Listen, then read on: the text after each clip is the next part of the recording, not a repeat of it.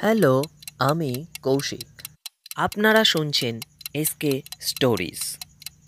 আজকে আপনাদের জন্য আমি নিয়ে এসেছি আমার প্রথম গল্প, ও হেনরির লেখা একটি ছোট গল্প। ও হেনরি, বলাই বাহুল্য এটি লেখকের ছদ্মনাম। তার আসল নাম ছিল উইলিয়াম সিডনি পোর্টার। জন্ম উত্তর ক্যারোলিনার গ্রিনবোরোতে 1862 সালে।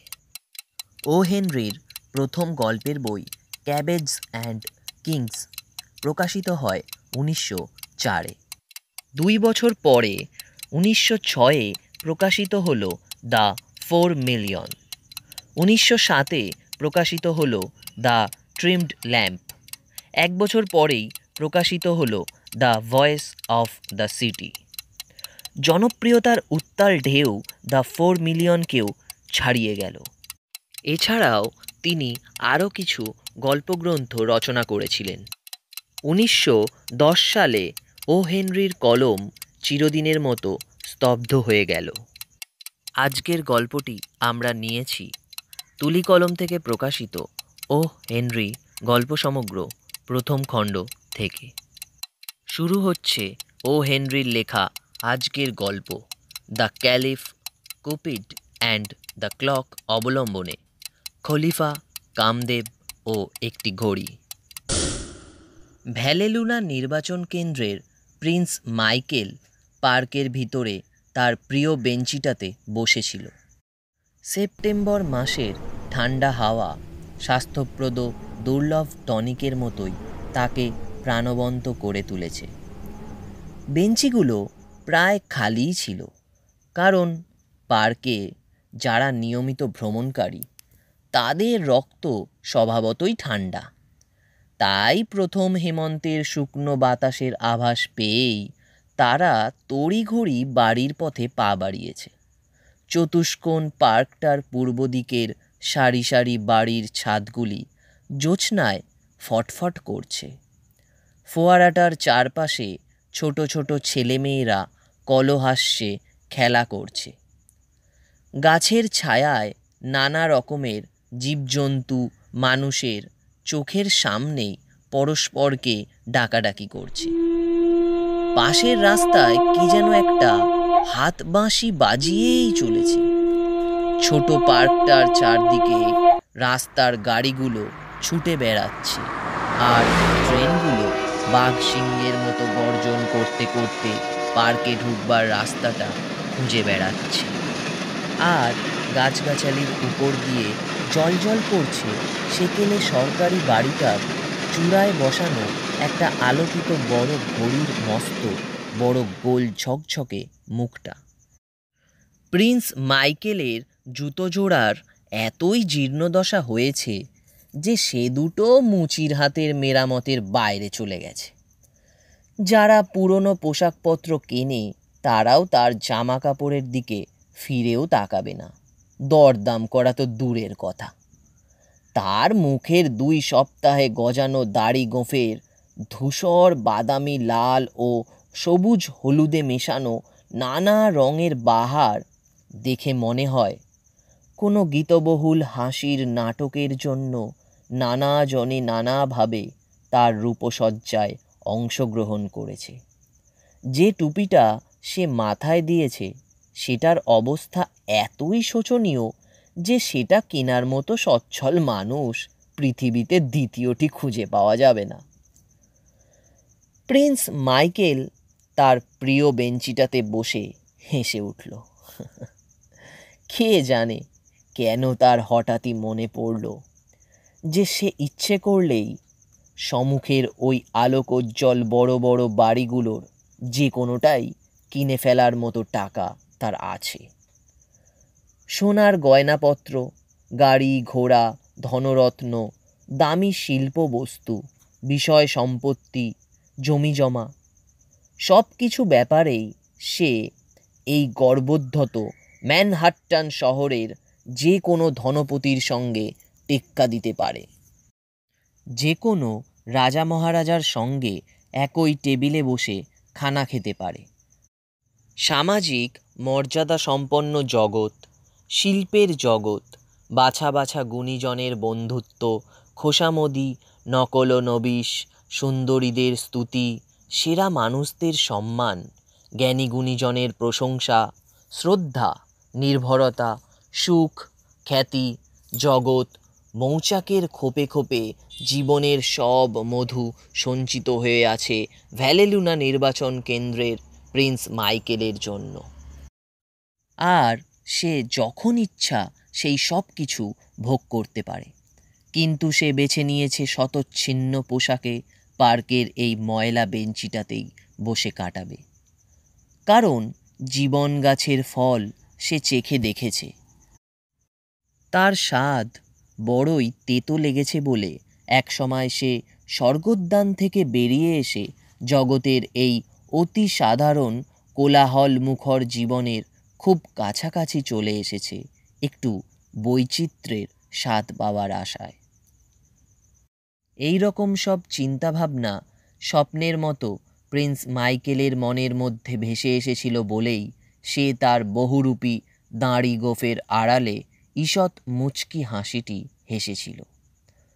পার্কের দরিদ্রতম ভিখারির সাজে এইভাবে ঘুরে ঘুরে সে মানুষের জীবনকে ভালো করে দেখতে বড়ই ভালোবাসে।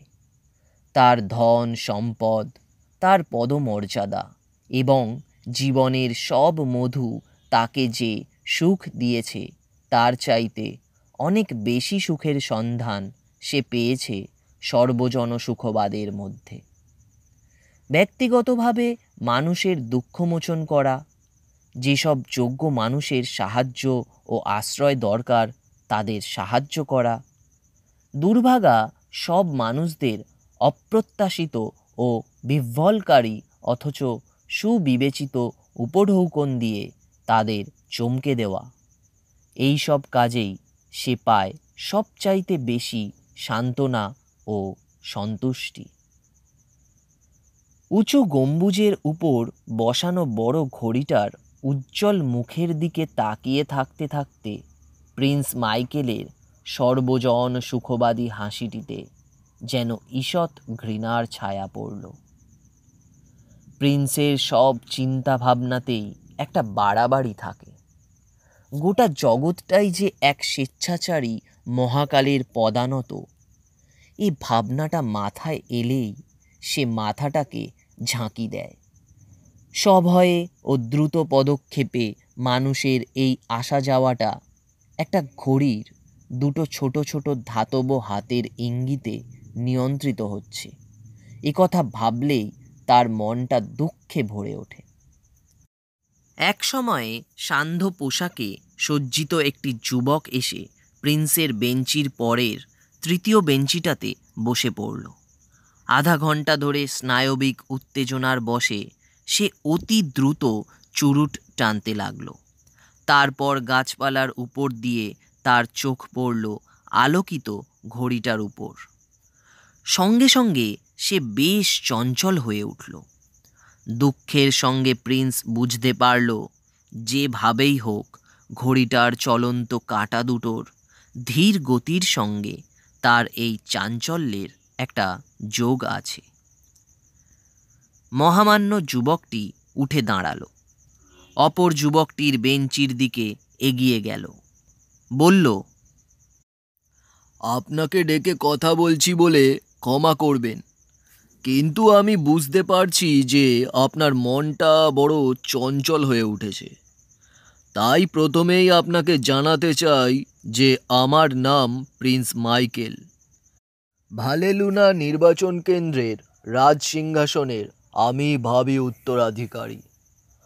আমার চেহারা দেখেই বুঝতে পারছেন যে আমি ছদ্মবেশে এখানে এসেছি। যাকে আমি যোগ্য মনে করি তাকে সাহায্য করা আমার একটা খেয়াল। হয়তো যে কারণে আপনি দুঃখ পাচ্ছেন সেটা আমাদের দুজনের প্রচেষ্টায় অচিরেই দূর হয়েও যেতে পারে। খুশি খুশি চোখে যুবকটি প্রিন্সের দিকে তাকালো। খুশি খুশি হলেও তার দুই ভুরুর মাঝখানে বিব্রত ভাবের যে রেখাটা ফুটে উঠেছিল সেটা কিন্তু সমান হলো না। সে হেসে উঠল, কিন্তু তখনও রেখাটা মিলিয়ে গেল না। তবু সে সহজভাবেই বলে উঠল, আপনার সঙ্গে দেখা হওয়ায় খুশি হলাম প্রিন্স। সত্যি আপনি যে ছদ্মবেশ পড়েছেন সেটা আমিও বুঝতে পেরেছি। আপনি আমাকে সাহায্য করতে চেয়েছেন, সেজন্য ধন্যবাদ। কিন্তু আপনি কিভাবে আমাকে সাহায্য করবেন সেটাই বুঝতে পারছি না। কি জানেন, ব্যাপারটা গোপনীয়, কিন্তু তা হলেও আপনাকে ধন্যবাদ দিচ্ছি। প্রিন্স মাইকেল যুবকটির পাশেই বসল। মাঝে মাঝেই তার কথায় বাধাও দিতে লাগল, যদিও সে বাধা কখনো আক্রমণাত্মক রূপ নেয়নি। তার ভদ্র ব্যবহার ও কথাবার্তাই তার বিরোধী। প্রিন্স বলতে লাগল, ঘড়িগুলোই মানুষের পায়ে শিকল পরিয়ে রেখেছে। আমি লক্ষ্য করেছি আপনি বারবার ঘড়িটার দিকে তাকাচ্ছিলেন। ঘড়ির মুখটাই যেন এক স্বেচ্ছাচারী রাজার মুখ। তার সংখ্যাগুলিও লটারির টিকিটের মতোই নকল। তার কথা মতো চললে আপনার সর্বনাশ হবে। আমার একান্ত অনুরোধ, ওই ঘড়িটার দাসত্বের বন্ধন আপনি ছিঁড়ে ফেলুন। পিতল ও ইস্পাতের অর্থহীন নির্দেশ মতো জীবনের সব কিছুকে চালানোটা আপনি বন্ধ করুন। যুবকটি বলল, সাধারণত আমি তা করিও না। প্রিন্স বেশ মর্যাদার সঙ্গে বলল, মানুষের স্বভাবকে আমি গাছপালা ও ঘাসপাতার মতোই চিনি। আমি দর্শন শাস্ত্রে পণ্ডিত, কলা বিভাগের উপাধিপ্রাপ্ত ছাত্র। আমার আর্থিক ভাগ্য সুপ্রসন্ন। মানুষের জীবনের এমন কোনো দুর্ভাগ্য নেই যা আমি হ্রাস করতে বা পুরোপুরি জয় করতে পারি না। আপনার মুখটাকে আমি ভালো করে লক্ষ্য করেছি। সেখানে সততা ও মহত্ব ছাড়াও দুঃখের দেখাও পেয়েছি। আমি আপনাকে মিনতি করছি, আমার পরামর্শ ও সাহায্য আপনি গ্রহণ করুন। আপনার দুঃখ কষ্টকে দূর করার ক্ষমতা আমার আছে কি না সে বিচার আমার চেহারাটা দেখে করবেন না, কারণ তাহলে আপনার মুখে বুদ্ধির যে দীপ্তি আমি দেখেছি সেটাই যে মিথ্যা হয়ে যাবে। যুবকটি পুনরায় ঘড়িটার দিকে তাকালো। তার মুখটা কালো হয়ে গেল। এবার তার দৃষ্টিটা সময় রক্ষাকারী ঘড়িটার উপর থেকে সরে গিয়ে স্থির হয়ে বসল তার বেঞ্চিটার ঠিক বিপরীত দিকের সারি সারি বাড়িগুলোর মধ্যে একটা চারতলা লাল ইটের বাড়ির উপর। জানালার পর্দাগুলো নামানো ছিল বলে অনেক ঘরের আলোই আবছা হয়ে বাইরে আসছিল। গভীর হতাশায় ধৈর্য হারিয়ে যুবকটি চিৎকার করে বলে উঠল, 9টা বাজতে 10 মিনিট বাকি। আর বাড়িটার দিকে পিঠ রেখে সে অতি দ্রুত বিপরীত দিকে একটা কি দুটো পা বাড়ালো। থামুন! প্রিন্স মাইকেল এমন জোরালো গলায় হুকুমটা দিল যে বিক্ষুব্ধ যুবকটি কেমন যেন বিরক্তির হাসি হেসে হঠাৎই ঘুরে দাঁড়ালো। আর 10 মিনিট সময় দেব তাকে, তারপরেই চলে যাব। অস্পষ্ট স্বরে কথাগুলি বলে সে উঁচু গলায় প্রিন্সকে বলল, সব ঘড়িগুলোকে ভেঙে গুঁড়ো করার কাজে আমিও আপনার সঙ্গে আছি বন্ধু, আর সেই সঙ্গে মেয়েদেরও রেহাই দেব না। প্রিন্স শান্ত গলায় বলল, বসে পড়ুন। আপনার শেষের কথাটা আমি মেনে নিতে পারছি না। স্ত্রী জাতিটাই ঘড়ির শত্রু, সুতরাং যারা এইসব রাক্ষুসে যন্ত্রের হাত থেকে মুক্তি চায় তারা মিত্রপক্ষ। যদি আপনি আমাকে বিশ্বাস করতে পারেন তাহলে আমি বলি কি, আপনার পুরো কাহিনীটা আমাকে বলুন। বেপরোয়া হাসি হাসতে হাসতে যুবকটি ধপাস করে বেঞ্চিটাতে বসে পড়ল। কপট শ্রদ্ধার সুরে বলতে লাগলো, মাননীয় রাজা মহোদয়, সবই বলবো। দূরে ওই যে বাড়িটা দেখছেন, যার উপরের 3টে জানালায় আলো জ্বলছে, দেখুন 6টার সময় আমি ওই বাড়িটাতে দাঁড়িয়েছিলাম, আর আমার সঙ্গে ছিল একটি তরুণী, মানে যার সঙ্গে আমার বিয়ের কথা ছিল। প্রিয় প্রিন্স, আমি একটা অন্যায় কাজই করতে যাচ্ছিলাম। আমি একটা খারাপ ছেলে, আর তরুণীটিও সে কথা শুনেছিল। অবশ্য আমি চেয়েছিলাম সে আমাকে ক্ষমা করুক। আমরা তো সব সময়ই চাই যে মেয়েরা আমাদের ক্ষমা করুক, তাই নয় কি প্রিন্স? তরুণীটি বলল, আমাকে ভাববার মতো সময় দাও। একটা কথা নিশ্চিত জেনো, হয় আমি তোমাকে পুরোপুরি ক্ষমা করব, অথবা আর কোনো দিন তোমার মুখও দেখব না। মাঝামাঝি কোনো রফা চলবে না। 8:30টার সময়, সে বলেছিল, ঠিক 8:30টার সময় তুমি একেবারে উঁচু তলার মাঝখানের জানালাটার দিকে তাকিও। আমি যদি তোমাকে ক্ষমা করা স্থির করি, তাহলে একটা সাদা রেশমি স্কার্ফ সেই জানালায় ঝুলিয়ে দেব। তা থেকেই তুমি জানতে পারবে যে সব কিছু আগের মতোই আছে, আর তুমিও আমার কাছে আসতে পারো। যদি কোনো স্কার্ফ দেখতে না পাও, তাহলে ধরে নেবে যে আমাদের দুজনের মধ্যে সব সম্পর্ক চিরদিনের মতো শেষ হয়ে গেছে।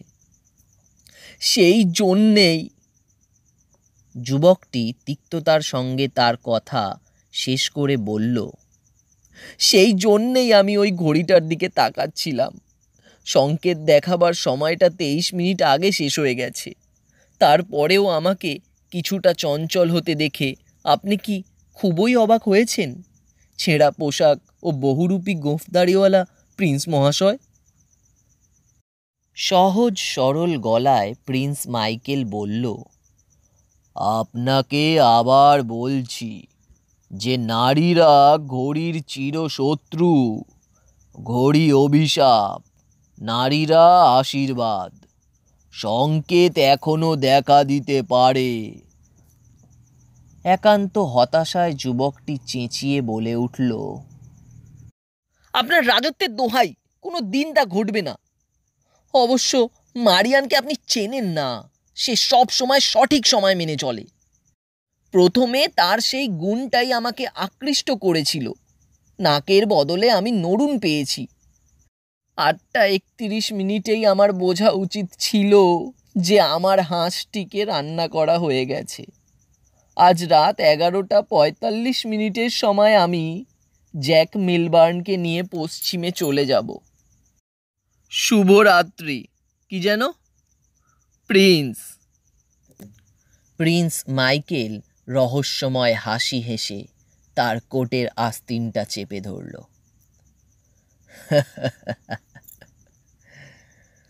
তার 2 চোখে ফুটে উঠল এক স্বপ্নদর্শীর নির্মল আভা।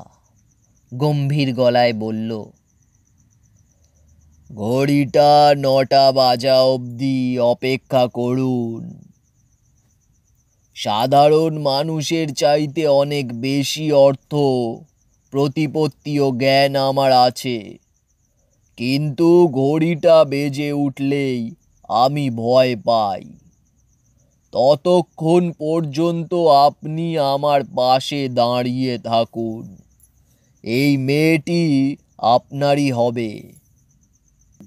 ভ্যালেলুনার ভাবি রাজা আপনাকে কথা দিচ্ছে, আপনার বিয়ের দিন আমি আপনাকে দেব $1,00,000 আর হাডসনের উপর একটা রাজপ্রাসাদ।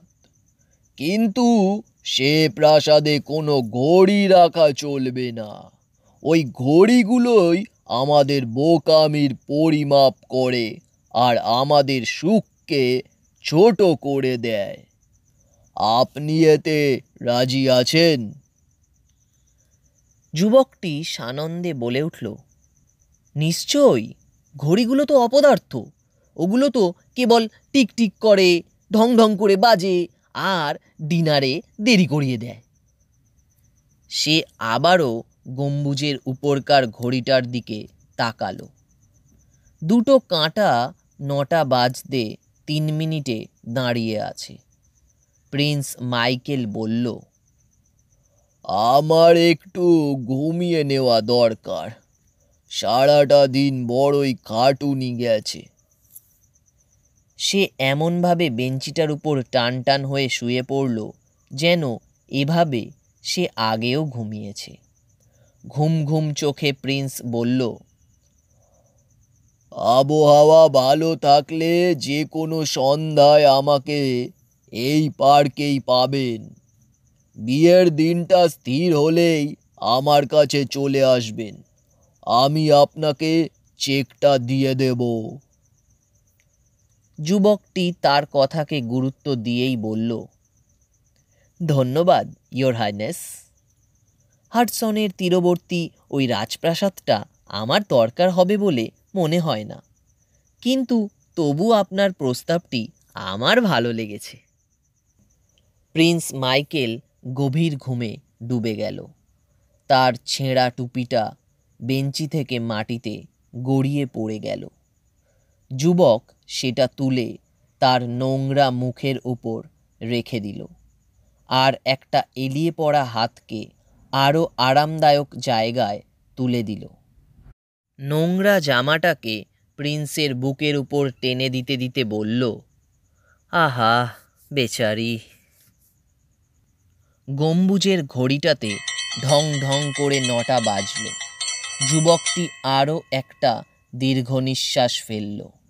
মুখটা ফিরিয়ে যুবক শেষবারের মতো ব্যর্থ আশায় বাড়িটার দিকে তাকালো, আর উঁচু গলায় খিস্তি করে উঠল।